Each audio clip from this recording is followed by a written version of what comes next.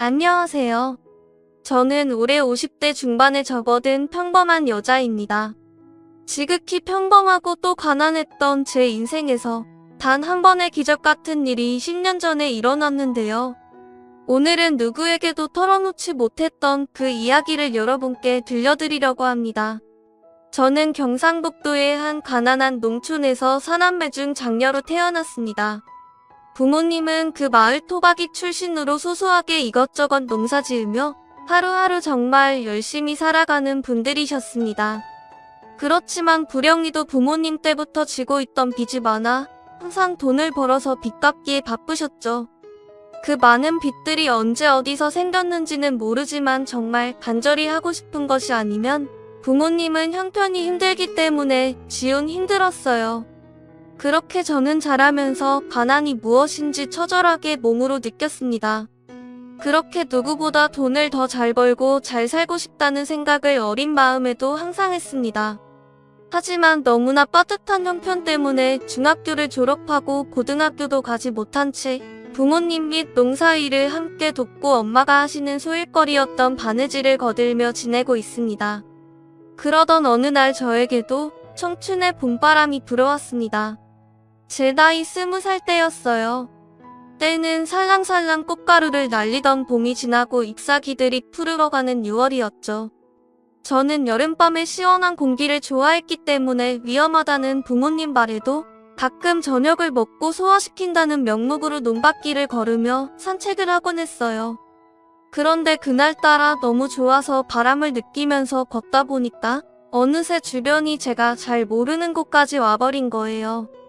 설상가상으로 하늘은 이미 어두워져 버렸죠. 주위에 농가나 집들도 보이지 않고 말 그대로 논밭 한가운데에 저 혼자 덩그러니 있는 상황이었습니다. 저는 즐거웠던 기분이 사라지고 덜컥 겁이 나기 시작했어요. 머릿속이 갑자기 복잡해지면서 어떡하지? 어떻게 집으로 돌아가지? 하는 난처한 생각만 들더군요. 그런데 저 멀리에 작은 불빛이 보이는 것이었어요. 무슨 불인진 잘 모르겠지만 일단 사람이 있다는 거겠지 싶어서 저는 일단 저곳으로 가야겠다 싶어 무작정 그 불빛을 향해 걷기 시작했죠. 한 30분 정도를 헉헉거리며 걸어서 그 집에 당도해 보니 그곳은 작은 금은가게였습니다. 담배 몇 그런 것들을 파는 소위 시골에서 전방이라고 파라는 그런 곳이었죠. 전방이라면 전화가 있겠다 싶어 저는 필사적으로 문을 두들겼어요. 쾅쾅쾅. 계세요? 좀 도와주세요. 네? 쾅쾅쾅 밖에 불은 켜져 있는데 이상하게 저의 두드림에 아무런 대답이 없었습니다. 저는 너무 기운이 빠진 탓에 탈진했는지 순간 머리가 어지러움을 느끼고 그 전방 앞에 펄썩 주저앉아버리고 말았습니다. 저기, 괜찮아요? 정신 좀 차려봐요. 정신을 놓치려던 찰나 저는 제 앞에 와서 선 어떤 그림자를 보았습니다. 그 그림자는 대뜸 제 팔을 부축하고는 저를 일으켜 세웠습니다. 아, 이것 좀, 이제 놔주시면 안 될까요? 간신히 정신 차리고 저는 눈앞의 남자에게 이야기했어요. 그 남자분 역시 좀 진정이 된 듯 화들짝 놀라며 제 손을 놓아주었습니다. 제법 큰 키에 준수한 인상에 듬직한 청년이었습니다. 순간 좀 부끄러운 생각이 들었지만 저는 제가 길을 잃었다는 것과 전화기를 찾고 있다는 이야기를 염치불구하고 해버렸습니다. 그분은 제 말을 듣고 제 얼굴을 보다가 피식 웃더니 일단 정신 좀 차려보자며 시원한 물 한 그릇을 주더군요. 그리고 저는 그 전방에 전화를 빌려서 간신히 집에 연락을 할 수 있었습니다. 물론 가난했던 저희 집에는 전화기가 없어서 동네 이장님 댁으로 연락을 하긴 했지만요. 그 청년은 자신이 대학생이며 휴학 중인데 23살이고 이름은 김청준이라고 소개했습니다. 저는 대학생이라는 그 오빠 말에 어쩐지 가슴이 설레었죠.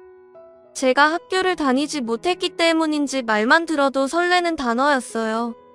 대학교 다닌다는 말에 저는 저도 모르게 부럽다 라고 속에 있던 생각을 입 밖으로 내어 말하고 말았습니다.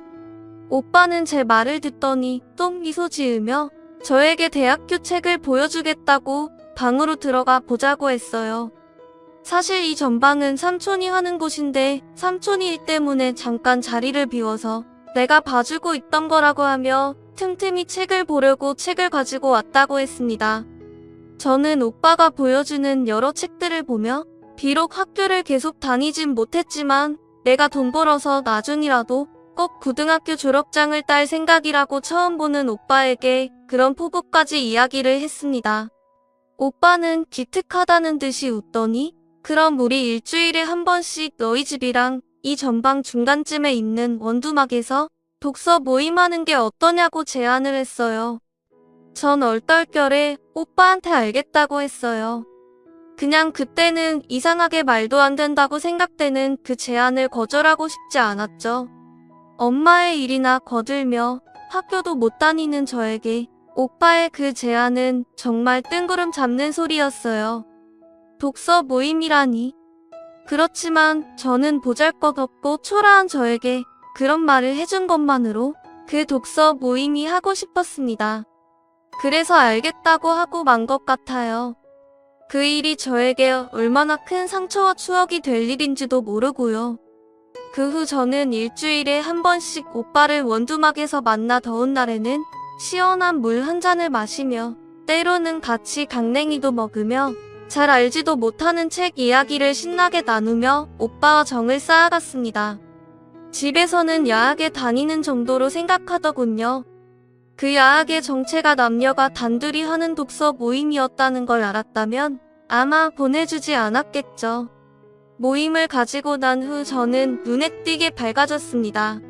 언제나 매일 똑같은 농사일과 바느질에 아무런 삶의 의욕이 없었는데 동네 언니들하고 도시에 나가 미싱일을 하면 구경할 것이 많다더라. 꼭 미싱일을 하러 도시로 나가자고 약속하기도 하고 오빠가 읽어준 책 속의 유명한 사람들의 삶이 내 삶이 될 수도 있다는 바보 같은 생각도 하면서 그렇게 꿈을 꾸며 보내던 것 같아요. 그러다는 어느 가을 날이었습니다.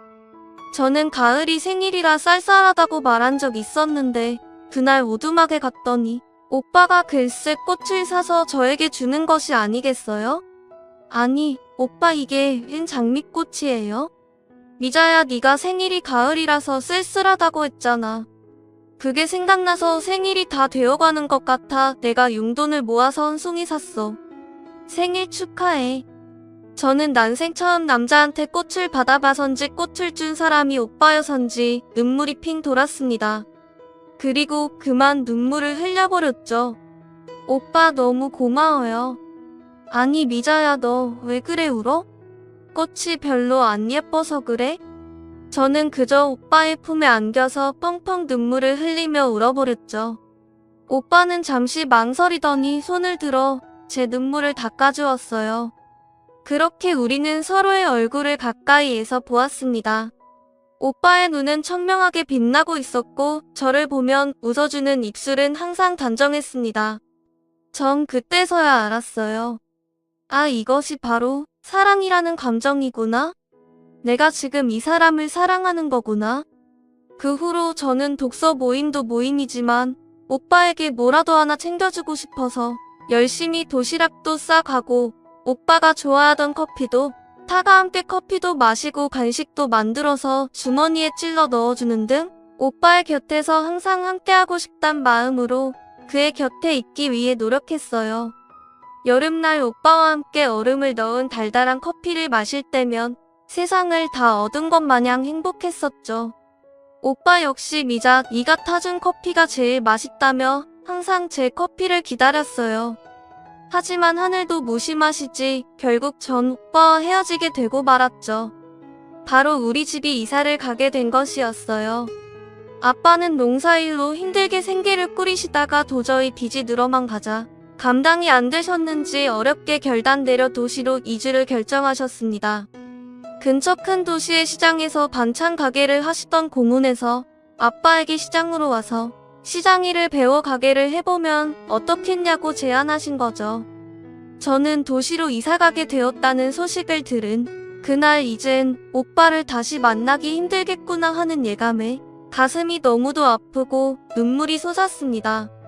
그래도 다행히 이사 가기로 한 날 바로 전날이 우리가 독서 모임을 하기로 한 날이었기 때문에 저는 오빠에게 주려고 쓴 이별 편지를 품에 안고 어둠하고 나갔습니다. 편지에는 오빠에 대한 제 고백과 이사 가게 된 집 주소를 썼고 꼭 한번 편지 달라는 애타는 부탁 역시 눈물을 흘리며 못 쓰는 글씨로 삐뚤빼뚤 새겨 넣었죠. 그런데 한 번도 말없이 약속에 늦은 적이 없는 오빠가 그날따라 약속 장소에 나타나지 않는 것이었어요. 저는 애타게듯 오빠를 기다렸지만 아무리 기다려도 오빠는 오지 않았습니다. 저는 정말 날이 새까매질 때까지 무서움을 참고 기다렸는데 결국은 한밤중에 발길을 돌릴 수밖에 없었죠. 혹시 나중이라도 오빠가 올까봐 큰 돌을 구해서 그 돌 밑에 편지를 괴어놓고 내키지 않은 발걸음으로 집으로 돌아왔습니다. 그렇게 제 나이 20살에 시작된 도시 생활은 농촌의 생활과는 또 다른 고달픈 것이었습니다. 저는 옷을 만드는 공장에 취직을 해 하루 종일 미신기를 돌리며 허리 한번 편하게 펴지 못하고 일을 했어요. 좁고 좁은 그 공장에는 제 또래 여자애들이 가득가득 들어차 있었죠. 제대로 대우받지 못한 채상값에 하루 종일 미신기 돌리며 손가락을 숱하게 다치고 제대로 약도 바르지 못하고 화장실에 쭈그리고 앉아 울던 날들이었습니다. 아버지는 도시에 온 뒤로 고문의 가게 일을 도우며 지내다가 그만한 겨울에 잘못 미끄러져 엉치뼈를 다치는 바람에 일을 하실 수 없게 되었고 엄마는 식당 일을 나가서 하루 종일 설거지며 양파 가기 등을 하셨어요. 다른 형제들도 각자 여기저기 취직해서 먹고 살기 바쁘게 지내느라 가족끼리 살가운 말 한마디 할 겨를이 없었죠. 아버지는 엉치뼈가 아물 때까지 집에서 혼자 계셨던 게 힘들었는지 나날이 말수가 적어지시더니 술을 가까이 하기 시작했습니다. 평소에는 쥐죽은 듯 가만히 계시다가도 술만 드시면 눈에 보이는 사람에게 시비를 걸고 소리 지르기 유수였습니다. 그렇게 거나하게 술에 취하셨을 때의 아버지는 자신이 마치 슈퍼맨이라도 된 양 세상 무서울 것 없이 당당하고 거칠었어요. 내가 이렇게 가난하게 살게 된 것은 단 2년 탓이라며 엄마에게 욕을 퍼붓기도 하고 자식인 저희에게 삿대질을 하기도 하셨죠. 그래서 우리 집 살림을 부수기도 하고 행인과 시비가 붙어 경찰서로 가기도 하셨어요. 저는 그런 아버지가 정말 싫었지만 한편으로는 술에 힘을 빌려 울분을 토하는 그 모습이 안타깝고 불쌍하기도 했습니다. 그러던 어느 날 황망하게도 아버지는 도시로 이주하신 지 5년이 채 되지 않아 술을 드시고 무단 횡단하시다가 그만 너무 이른 50의 나이에 세상을 떠나고 말았습니다. 그 후 저는 엄마와 함께 본격적으로 집의 가장이 되어 돈을 벌어야 했습니다. 미신 공장을 나가 더 오래 일하고 동생들을 챙기고 그래도 아들들이라도 대학을 보내고 싶다는 엄마 말씀이 남동생들 뒷바라지를 했어요. 제 바로 밑에 둘째는 나름 고등학교 성적도 좋아서 우리는 둘째가 곧 사회 나가 돈 벌게 되면 이 고생도 끝이라는 생각으로 둘째의 학비를 벌었습니다. 그럭저럭 괜찮은 대학 경영학과를 간 둘째는 중견기업에 취직했죠. 그때가 제 나이 29살 때였습니다. 저는 이제 공장 생활을 그만해도 되겠구나 생각하며 일을 그만둘 생각을 했습니다. 둘째와 셋째 등록금도 마련해뒀고 넷째 여동생 역시 취업 준비를 하고 있었기 때문에 이제는 이 집에서 내가 할 일을 다 했다는 생각이었어요. 하루 종일 일하고 지쳐 쓰러져서 자고 일어나면 손마디마니가 퉁퉁 붓고 손가락을 구부릴 수 없을 정도로 손이 아팠습니다. 둘째가 첫 월급 타오면 멋지게 공장 사표를 던질 결심을 하고 남은 며칠만 버티자고 혼자 화장실에서 울면서 얼마나 제 자신을 쓰다듬고 또 결심을 하고 그렇게 하루하루를 보냈는지 모릅니다. 드디어 둘째가 월급 받아올 때쯤 저는 설레는 마음으로 돼지고기 한 건 사들고 집으로 갔습니다. 둘째가 월급 타오는 날인 만큼 다 같이 저녁 먹기로 했거든요. 그런데 즐겁게 들어선 집안의 분위기는 무거웠습니다. 마치 누군가 바위덩이로 식구들을 누르고 있는 것 같았죠. 그리고 그 무거움의 중심에 무릎을 꿇고 있는 둘째가 있었습니다. 무슨 일이야? 아이고, 이자야. 둘째가 회사를 그만뒀단다. 네? 그게 무슨 말이에요? 누나, 미안해. 내가 공부를 좀 더 해보고 싶어. 저는 회사가 생각보다 힘들었다는 동생 말고 자신은 더 멋진 일을 하고 싶고 그래서 공부를 좀 더 해보고 싶다며 몇 년만 더 뒷바라지 해달라고 부탁하는 동생에게 차마 아무 말도 할 수가 없었습니다. 다음날 엄마가 절 조용히 부르시더군요. 엄마는 저에게 통장 하나를 꺼내어 보여주시면서 말씀하셨습니다. 이자야, 이건 내 돈이다. 내가 없는 형편이지만 맏딸이 내가 고생하는 것 정도는 다 알고 있어. 우리 딸이 장녀로 태어나 가장 노릇하느라 많이 힘들지? 에휴, 이 돈으로 너 하고 싶은 공부 이제 해. 저놈의 공장 그만 다니고 둘째 이야기 신경 쓰지 말고 너는 이제 너 하고 싶은 공부하렴. 엄마는 아들만 중요한 사람 아니다. 나한테는 다 소중한 자식이야. 엄마가 주신 꾸깃꾸깃한 통장에는 저의 4년째 대학 등록금이 될 수 있을 만한 돈이 들어 있었습니다.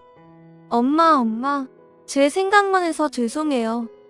엄마, 저는 그날 어른 시절로 돌아간 것처럼 엄마 무릎 베개를 하고 울다가 잠들었습니다. 이렇게 저는 어렵게 검정고시 준비를 시작했죠. 둘째는 무슨 이야기를 들었는지 자기 혼자 학비 벌면서 다시 공부해보겠다고 했고 그동안 누나가 고생이 많았다고 제가 너무 무심했다면서 사과하더군요. 그렇게 저는 그 지옥 같던 공장에서 벗어나 겨우 제 공부를 시작할 수 있었습니다. 검정고시 공부하려고 책을 펴자 예전에 원두막에서 오빠와 함께 독서 모임하던 시절이 떠오르고 오빠가 너무 그립더군요. 그토록 기다렸건만 오빠는 제 편지를 보지 못한 것인지 편지 한 통이 없었습니다. 저 역시 빚쟁이 때문에 고향 마을로 갈 수 없었던 상황인지라 그렇게 시간은 흐르고 어느새 10년이 훌쩍 넘어버렸죠. 그래도 오빠를 생각하면 언젠가는 우리가 만날 수 있겠지. 저는 알 수 없는 예감으로 그렇게 믿고 또 믿었습니다. 사람에게는 직감이라는 게 있다고 하잖아요. 왠지 그런 기분 같은 거 말이에요. 그렇게 3개월을 저는 꿈 같은 시간을 보냈습니다. 원하는 공부를 하고 더 이상 공장에서 온몸을 망치로 두들겨 맞는 것 같은 고통을 견디며 일하지 않고 그런데 저는 일할 팔자를 타고났는지 제 인생에 또 한 번 시련이 닥치더군요. 바로 어머니가 쓰러지신 것이었습니다. 엄마는 식당에서 일을 하시다가 갑자기 쓰러지셔서 뇌경색 판정을 받으셨어요. 공부하다가 연락받은 저는 응급실로 짝짝이 슬리퍼를 신고 달려갔습니다. 엄마는 창백한 얼굴로 침대에 누워 계셨어요. 저는 엄마의 손을 잡고 흐느꼈습니다. 엄마, 이게 무슨 일이에요? 엄마는 말하지 못해 제 손을 꼭 잡으며 눈물만 흘리셨습니다. 평소와 다름없던 어느 날 식당에 출근해서 양파 더미를 가다가 엄마는 그렇게 멀쩡하던 팔다리가 반신불수가 되어 장애인이 되셨습니다. 다행인지 불행인지 지능까지 낮아지진 않아서 왼쪽 팔다리를 잘 못 움직이시고 집에서 하루 종일 쉬셔야 하는 신세가 되셨어요. 이렇게 되자 역시 어머니 병원비까지 들게 되었고 우리 사남매는 다 같이 모여 그냥 아무도 공부하지 말고 이제는 다 나가서 돈을 버는 쪽으로 결론을 냈죠. 계속해서 어머니 병원비가 들어가야 하고 남은 빚도 있기에 더 이상 하고 싶은 걸 할 수 없었습니다. 저는 하던 것이 도둑질이라고 어쩔 수 없이 3개월의 행복했던 공부 시간을 마치고 다시 미신 공장으로 일을 나갔습니다. 아픈 엄마를 생각하고 또 저에게 공부하라고 돈을 주시던 그때의 엄마를 생각하니 열심히 다시 일할 마음이 들었습니다. 장애인 등급을 받고 정보 보조를 받으면서 엄마를 모시고 저는 계속 일을 나갔습니다. 돈에 치여 사는 인생, 이러다 언젠가 나도 내 차례가 오면 쓰러지거나 죽겠지 하는 마음으로 몇 년 동안은 정말 아무 생각 없이 돈만 벌었습니다. 그리고 5년 후 한 차례에 더 뇌경색이 오는 바람에 엄마는 미처 손을 쓰지 못하고 돌아갔습니다. 엄마가 돌아가신 날 저는 엄마의 차디찬 손을 붙잡고 하염없이 울었습니다. 엄마, 난 어떡하라고. 엄마 이렇게 가면 나는, 동생들은 다 어떡하라고. 그렇게 길고 긴 울음을 참고 있었습니다. 그렇게 길고 긴 울음을 울고 나서 저는 엄마의 유언대로 화장을 치르고 엄마를 모신 다음 집으로 돌아와 쇠꼬챙이처럼 볼품없이 마르고 악만 남은 제 얼굴을 보았습니다. 거울 안에는 원두막에서 오빠를 기다리던 통통한 볼에 앳된 소녀는 사라지고 온갖 모진 세월을 그대로 겪은 한 초라한 아줌마가 있더군요. 그 사이 동생들은 하나둘 가정을 꾸렸고 저는 얼마씩이라도 동생들이 가정을 꾸릴 때 보탬이 될 수 있게 도움을 보태주었어요. 저는 이미 나이도 들고 일 때문에 너무 지쳐서 가정을 꾸리거나 결혼할 마음도 들지 않았죠. 그냥 원두막에 그 오빠를 만나지 못한다면 저는 혼자 사는 것도 괜찮을 것 같다고 생각했어요. 바보같이 저는 첫사랑의 끝사랑이라고 오빠만을 생각하며 그저 시간을 보냈죠. 둘째 동생은 회사에 격리를 하던 아가씨와 좋아 지내다가 결혼을 했는데 올케는 싹싹한 사람이었습니다.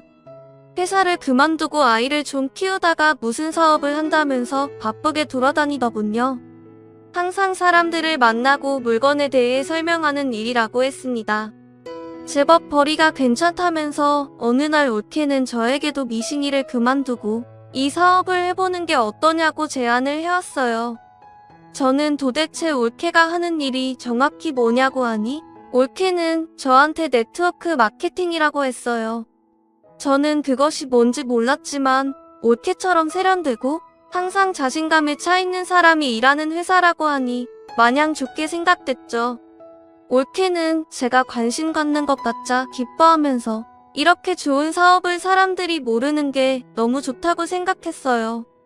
형님이 알아봐 주시니 너무 감사하다며 정말 성공한 등급의 사람들이 연설을 하는 연설회가 있는데 한번 같이 가보지 않겠냐고 제안을 했습니다. 그리고 그 설명회를 갔던 그날 저는 사람들이 화려한 언변과 드라마틱한 인생 역전 스토리를 듣고 저들처럼 하면 아무것도 없는 나도 부자가 될 수 있겠구나 하는 생각이 들었습니다. 그래서 그 후로 올케는 저에게도 미싱이를 그만두고 그 사업을 해보고 싶었죠. 그래서 그 후로 올케의 관리를 받으며 열심히 여러 활동에 참여하고 제가 필요한 제품을 구매하는 것은 물론 제품에 대해서 공부하고 모임을 나갔으며 주변에도 제품을 홍보하고 또 제 밑으로 사업을 함께 해나갈 사람을 찾는 등 활발하게 그 회사에 일을 했습니다. 몇몇 사람들은 저에게 다단계 아니냐고 했지만 저는 회사에서 한 말만을 순진하게 믿고 있었기 때문에 화를 내면서 다단계가 아니라 네트워크 마케팅이라고 말해주었습니다. 흔히들 말하는 피라미드 구조로 이루어진 회사는 제 밑으로 사업을 시작하는 사람이 많을수록 유리했습니다. 저는 지인들을 찾아다니며 설득도 하고 부탁도 했지만 수많은 냉대를 당했죠. 그도 그럴 것이 제품은 좋았지만 가격이 비쌌고 또 그 회사 제품만을 꾸준히 썼을 때 포인트를 돌려준다는 구조였기 때문에 다들 쉽사리 내케하지 않았습니다.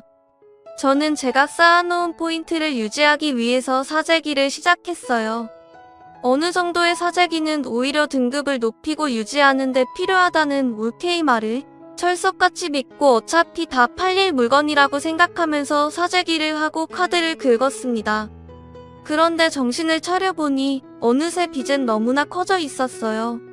처음에는 여러 카드사에서 카드를 만들어 돌려 맡기를 했는데 그마저도 안 돼서 나중엔 카드론을 썼습니다. 카드론을 쓰자 신용 등급이 곤두박질 치기 시작했습니다. 올케에게 도와달라고 했지만 올케 역시 저처럼 사재기로 인해 빚으로 허덕이는 상태였죠.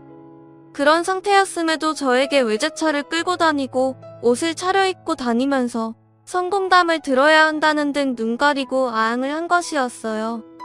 저는 제가 순진해서 그동안 미싱이를 하면서 모은 재산을 어이없게도 다단계로 인해 날렸음을 알게 되었습니다.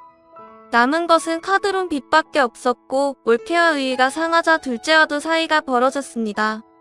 그렇게 힘든 일이 닥치자 세상의 모든 것이 회색으로 보였어요.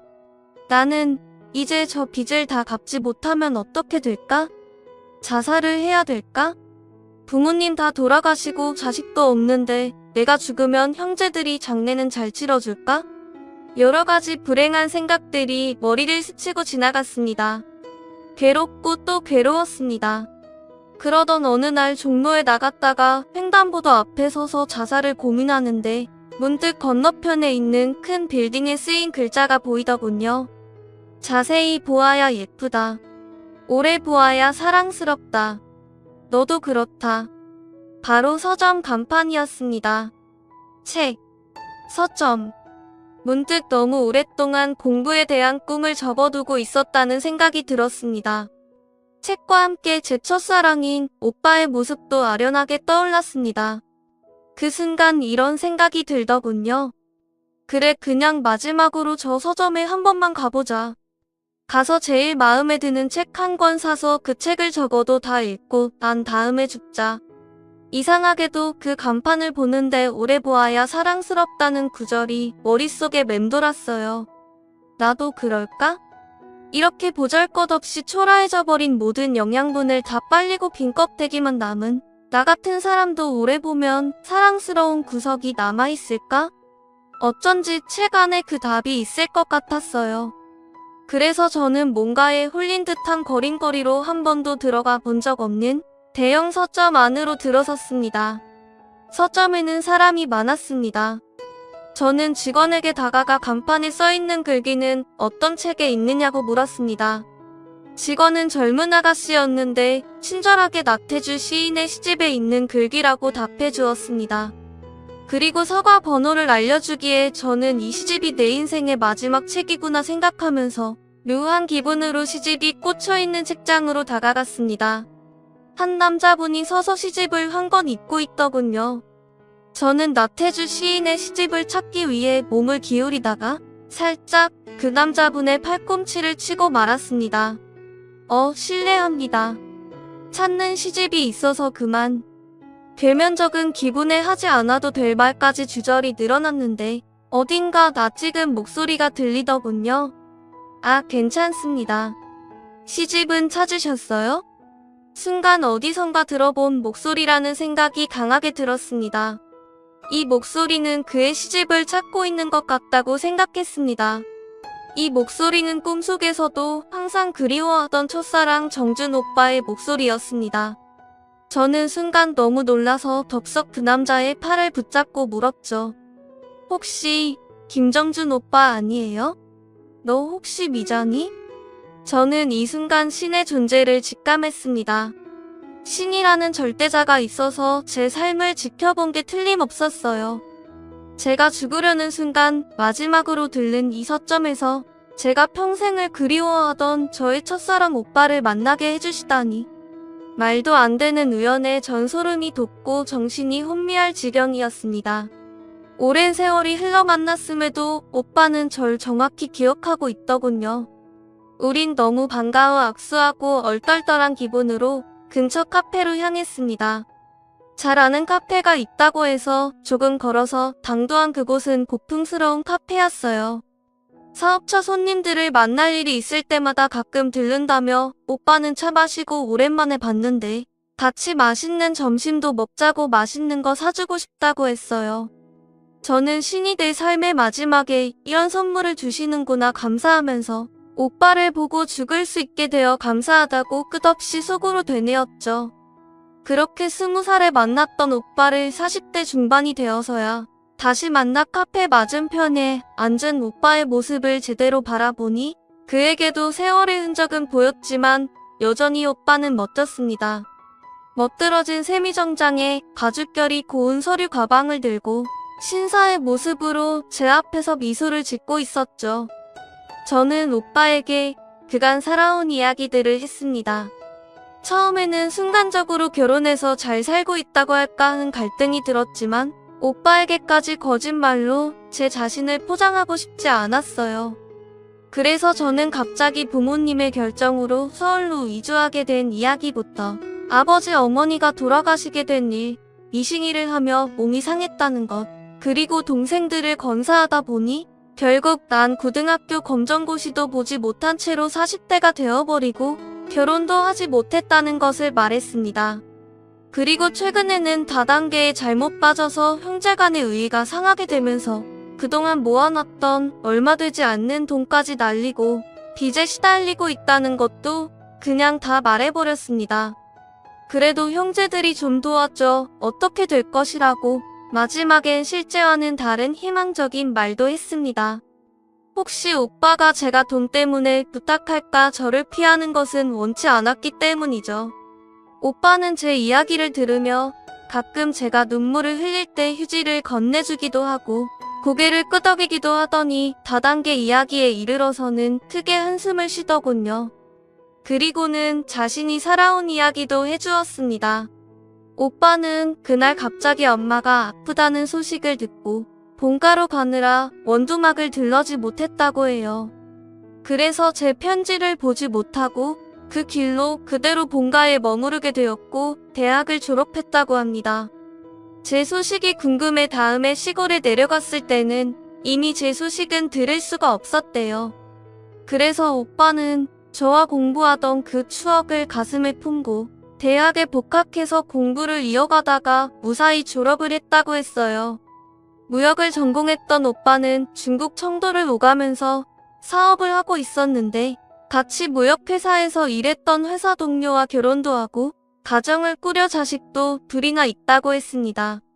그런데 결혼 10년차가 되었을 때 아내가 갑자기 당신같이 밖으로만 도는 사람과는 못 살겠다며 이혼을 요구했대요. 아무리 빌고 빌어도 아내는 이혼을 주장했고 알고 보니 바람이 나서 다른 남자가 있었답니다. 오빠는 기가 막혔지만 아이들에게는 좋은 엄마였기 때문에 재산을 분할해주고 이혼을 해줬대요. 그리고 아이들은 유학을 보내 지금 미국에 있다고 해요. 사업은 크게 힘든 것 없이 잘 되었지만 자식들도 없고 아내 역시 없어서 마음이 헛헛해 요즘은 낮에 짬날 때 서점에 와서 시집을 읽거나 주말에는 봉사활동을 나간다고 했습니다. 그리고 이야기 말미에 오빠는 저의 손호를 꼭 잡으면서 말했습니다. 미자야, 내가 너한테 꼭 부탁하고 싶은 것이 하나 있어. 꼭 들어주겠니? 네? 무슨 부탁인데요, 오빠?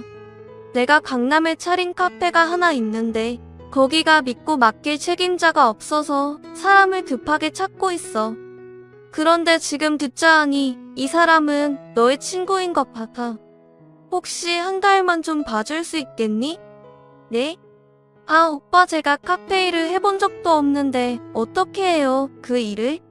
아니, 그러지 말고 이렇게 만난 것도 인연인데 가서 매니저한테 일이야 배우면 되지. 그 친구가 곧 그만둔다고 말했지. 이렇게 만난 것도 인연인데 가서 매니저한테 일이야 배우면 되지. 그 친구가 곧 그만둔다고 해서 내가 믿을 만한 사람이 없어서 그래. 오빠 부탁인데 안 들어줄 거니? 그치만 오빠 저는 오빠는 저를 정신없게 만들더니 난데없이 손을 끌고 백화점으로 가더니 이것저것 일하는데 필요할 것 같다며 원피스며 정장이며 옷을 잔뜩 사주었습니다. 그리고 머리도 하고 카페 일 하려면 좀 번뜩해 하니까 피부 마사지도 받고 오라고 했어요. 그렇게 한나절 미용실 갔다가 피부 마사지를 받고 새 옷을 입고 나서니 제가 봐도 제 모습이 완전 다른 사람 같았죠. 오빠가 자꾸 닥달하는 바람에 정신없이 출근을 얼결에 하긴 했지만 여전히 제 인생이 된 걱정과 죽어야겠다는 결심은 바뀌지 않았습니다. 막상 출근을 해보니 카페 일 자체는 어렵지 않았어요. 그냥 음료 간단한 건 만들고 직원들이 일 잘하고 있나 오빠에게 보고를 하고 저는 앉아서 쉬고 돈 관리나 좀 해주라고 해서 금방 익숙해졌습니다.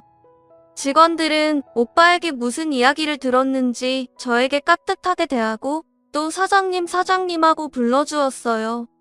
강남에서 카페 사장님 소리 들으며 매일 근사한 옷을 차려입고 가게를 출근하다 보니 저는 이게 죽기 전 신이 내게 주신 선물이구나? 저 근사한 사람들은 다 집이 어딜까? 나처럼 이렇게 배우지도 못하고 고생만 해도 가난한 인생들은 이런 카페도 와보지도 않겠지. 이런 생각들로 한숨을 쉬다가도 그냥 시간을 즐기자고 마음먹었습니다. 또 언제 저 같은 주제가 이런 근사한 곳에서 사장님 소리 들으며 봉주 노릇을 해보겠어요. 그때는 진짜로 잠깐 신데렐라가 된 것 같은 기분이었습니다. 제 요술 할머니는 바로 첫사랑 오빠였죠. 그렇게 3개월을 카페 사장 노릇을 하고 있을 때였습니다. 오빠가 저에게 할 말이 있으니 저녁에 일식집에서 보자고 해서 저는 이제 시간이 다 됐구나, 초라한 아줌마로 돌아갈 시간이구나 생각하면서 식당으로 갔습니다. 오빠 그동안 저에게 일을 맡겨주셔서 정말 감사했어요. 그런 좋은 가게에서 사장님 소리를 3개월이나 듣고 죽기 전에 진짜 마지막 호강을 한 것 같았어요. 미자야, 네 나이가 몇인데 그런 소리를 해 어디 아프니? 오빠 그게 아니라 아무튼 감사했어요.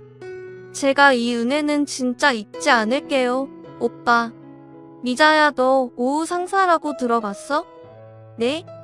아, 그 유명한 무역회사 아니에요? 아, 오빠 내 카페 근처에 그 회사가 있는 것 같은데.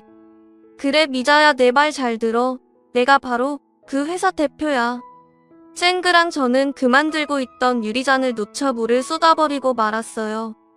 미자야, 내가 너에게 보답을 하고 싶다. 네? 아, 그게 무슨... 네가 어릴 때 나한테 타주었던 그 커피 기억나니?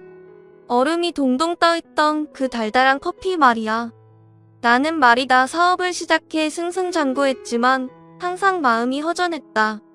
그럴 때마다 인스턴트 커피에 설탕을 듬뿍 넣어서 네가 만들어줬던 그 커피 맛을 그리워하면서 항상 마음을 달랬어. 결혼해서 아내가 생겨도 늘 마음이 허전하고 한 구석이 텅 빈 것 같았단다. 내가 생각하는 사랑이라는 건 바로 항상 웃으며 커피를 들고 나를 보며 뛰어오던 너. 바로 너의 그 환한 웃음이었어. 오빠의 말을 듣는데 전 그깟 커피가 뭐라고 이렇게까지 오래 기억해주는 그의 마음이 고마워 눈물이 났어요.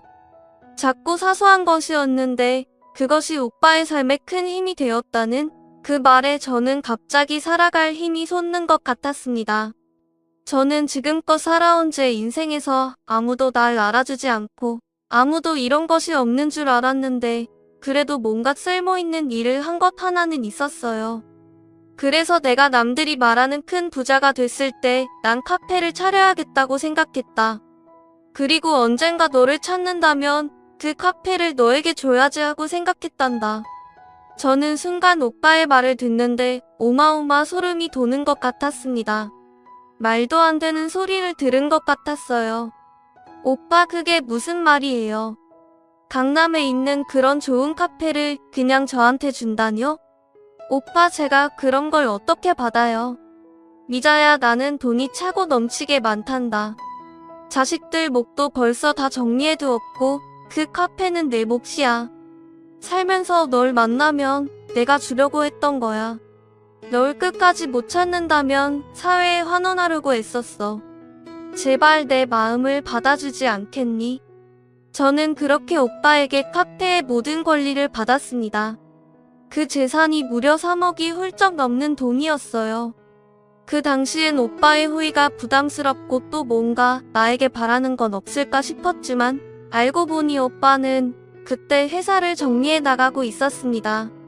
자식들이 있는 미국에 집을 사고 한국과 미국의 회사 일을 보며 왔다 갔다 하는 것이 벅차서 회사 일도 전문 경영인에게 넘기는 작업을 하던 차였죠. 사실은 그때 흥신소를 통해 저를 찾고 있던 중이라고 해요. 제가 우연히 흥신소보다 빨리 서점에서 저를 만난 것은 정말 신기한 일이라며 오빠는 그런데 그때 만나지 않았어도 올해는 만나게 되었을 거라며 웃더군요.